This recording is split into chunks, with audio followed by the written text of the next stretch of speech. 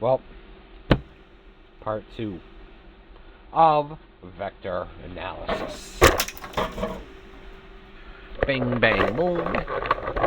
Boomy, boom, boom. Boomy, boom, boom. Alright, here. It's actually a pretty cool book. This is part 2. We've got some water for Z liver.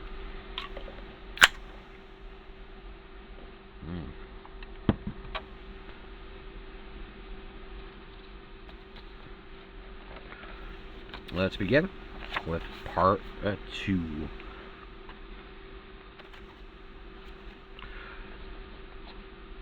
They were one of... This is a book about the manatees, by the way. The flying stingrays, manatees, whatever you want to call them. 8 manned probes the ship had dropped like eggs around various selected planets. On its outward loop, the ship would snatch the probe on its flyby, much as the probe has snatched the mantas. Rob McGregor slid his bunk into the wall and flipped down the chair in front of his desk.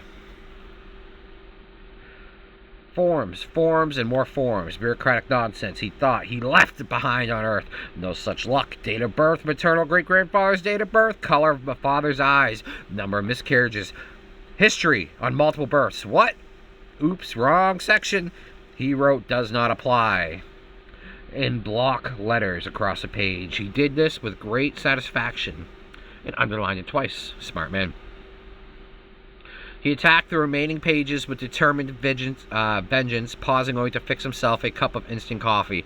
It wouldn't be so bad if this had anything to do with his research, but it was all just general information. He considered it something of a rite of passage, a mountain of paper to surmount before he could get down to the business. His second day on Delta 3, and all he'd done since he arrived was get poked by a dozen doctors and move a lot of papers around. The folder of forms in front of him was quite thick, and despite the tissue-thin paper, he supposed Linda had a hand in some of the questionnaires. But thought didn't cheer him up. He finished the last page, signed his name. For what seemed to be the thousandth time, his coffee was cold, and he poured the remains down the drain in a small sink. His cubicle was small and tidy, almost sterile. He brought up very few personal items. He hadn't come close filling his personal weight allotment. No pictures, photographs. The only luxury he allowed himself was a small AV cassette playback unit with headphones. It sat on his dresser with the screen popped up, a stack of micro cassettes behind it. The screen is projecting a page from one of his texts, a biochemical flow sheet he had studied earlier.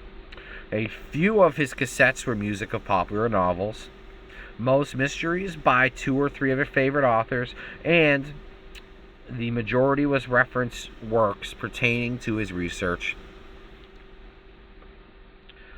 Blah, blah, blah, blah, blah, blah, blah, blah, where the hell were we?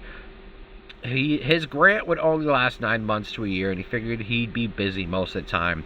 The multicolored flow sheet glowed in the corner of his cubicle like a painting or a hollow on somebody else's wall. Rob had been shuttled up by work on the last stages of his PhD project, supported by a grant from the World Health Organization, with matching funds from the National Science Foundation. National and international funds were often mixed to offset the considerable expenses of working in space. Delta 3 was the newest and 4th generation of orbiting stations, and had been especially designed for biological and medical research. He looked at the schistosomes, small parasites that lived in the bloodstream of man, weakened them, robbing him of energy, and making him more susceptible to diseases. The intermediate host, or vector, of this parasite was a small, common snail. All too common, as it turned out. With the recent reclamation and extensive irrigation of what had once been the Sahara Desert, the snail population has increased, and the problems have mushroomed. In certain portions of the world, it had reached epidemic proportions. Epidemic proportions! And Rob was one of many working on it. Even though he was still a relatively young man, Rob was well prepared to undertake his own independent research project. He was a product of still experimental accelerated education program. the latest of a long series of attempts to streamline and make a more effective the educational process. He had graduated from pre-med at 17, went through med school in 3 years, spent specializing in philosophy, or physiology, however the fuck freaky pronounce it. How the freaking you pronounce it? Freaking. I don't like to swear, but I make accidents. Then, following an obligatory 2-year UN stint, he had decided to specialize in pathology, concentrating on parasitology. His master's degree had come quickly, and it was while he was working on these thesis and field work of amoebic dysentery that he became interested in schistosomes. It was a fortunate decision since it soon became a popular disease like cancer had once been, and funding was relatively easy to come by. It was a fascinating and taxing work. He loved it. He always considered himself something of a dabbler, picking up small bits of information in various places and trying to fit them together. As a child, he was fascinated by puzzles. Parasitology was a perfect outlet for him. Not only that, he did have to know everything possible about the parasite, and he had to have a working knowledge of the physiology of both the intermediate and final host, in this case, dissimilar of man and snail. Okay, that was a lot of fancy words. In addition, he often delved into the branches of scientific discipline botany. It's a fancy $20 word. To see how the snails feed, ecology, and to see how changes brought upon the irrigation shifted through the snail's patterns. What is with all these fancy freaking words? Pharmacology, biochemistry, etc., etc., etc. He often found himself far afield as the physics of water currents and complicated plumbing of sanitary engineers and mammalian urogenital systems. He was still a kid playing with puzzles, and now he was getting paid for it. Remember, this is all about the floating manatees. I'm not sure where this is going. On Delta 3, Rob would be able to study the schistosomes, I don't even know how to pronounce that, and the snail vectors in an impossible way on Earth.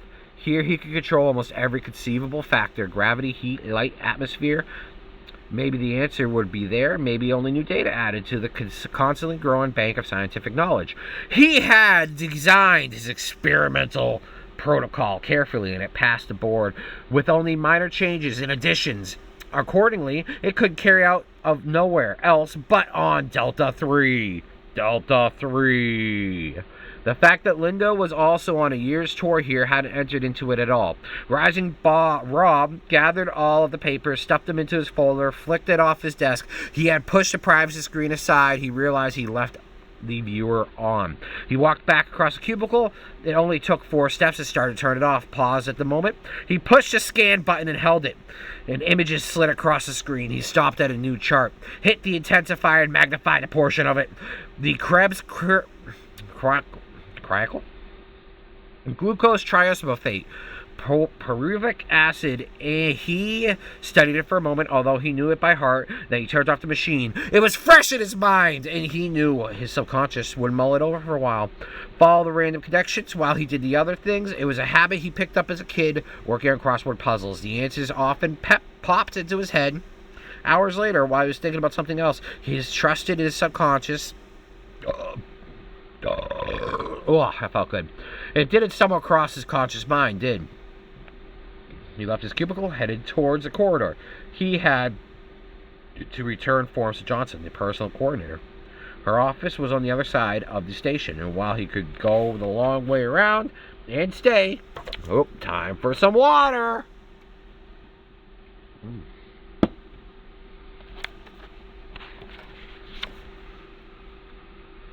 At 1G. It was quicker to cut across. Besides, you have to use the shifting gravity sometime. He still felt clumsy, awkward at anything in 1G, and none too graceful there. As he left the man's quarters, the corridor widened and branched out in the biosector. Rob decided to take that route, even though it wound around a lot and quite a bit longer. He was still exploring the station, feeling his way around. The orientation tour yesterday had been so rapid and superficial, it had done nothing but confused him. Everywhere he went, he seemed to bump into people. The station was a lot larger than he expected. So many people, still strangers, all with their jobs, their own responsibilities. He felt lost in the shuffle. His own lab was located in the biosector. A wedge of the station started out as a 1G and fanned into a 0G area, compromising almost a third of the entire station's individual lab was a small one, located in the 1G sector. Still filled unopened packing crates. He also had access to the general purpose labs at any desired gravity. The biosector was honeycombed with the small compartments all connected to by shifting corridors. The one he was currently going down led him past the exobiologist center. Rob smiled as he passed the harried technicians in the corridor. Exobiology had taken the quantum jump with the arrival of Pegasus a few months ago. Before that, most of their work had been theoretically except for a few limited primitive samples of Mars and Venus. Now they had a lot of new material to play with. And they were still at the stage of sorting things out. This was a sense of excitement, urgency, premeditate the whole area. A situation where unexpected breakthroughs were happening almost daily. Although the specimens were effectively isolated, it was possible to view them along the corridor through one-way portholes and monitors that dotted the enclosures. I hate how he does that. Some of them, like the manta rays, or back to mantis, had a large viewing area set aside in chairs and benches. At 0.7G, Rob passed by one such compartment. It contained some sort of creature that adhered to the surrounding rocks with thousands of small little suckers. The animals were thin and rubbery, and with the general surface appearance of rocks themselves, they were also very sluggish, and Rob had noticed the day before, very boring to watch. I bet it was freaking boring to watch. Down the corridor, a short distance in the 0.5G section, where the mantas, Rob felt a big giddy as he grabbed the railing, settled into one of the vacant chairs. He was grateful for the chance to rest a moment to let his body adjust to the lesser gravity. He was tired and overestimating his movements, bumping into things, half staggering, half floating. As he watched the mated pair, they hung upside down from supports in their closure like bats, seemingly asleep. Alien. So strange, very strange. He very much like something that might have lived on Earth, yet at the same time, well, so different. Very, very different. As it's shaped by alien hands or formed into the mind of a madman. He wondered if the butterflies in with them could be considered parasites. If not, he wondered if the mantis had parasites at all. If they did, whether he would be able to recognize them as such. They hung there unmoving. He watched them for a short while, thinking of popular reports, and had made the news facts when they had arrived. He tried to picture. A long chapter. But there we go. This is where we're going. That was part 2 of Vector Analysis.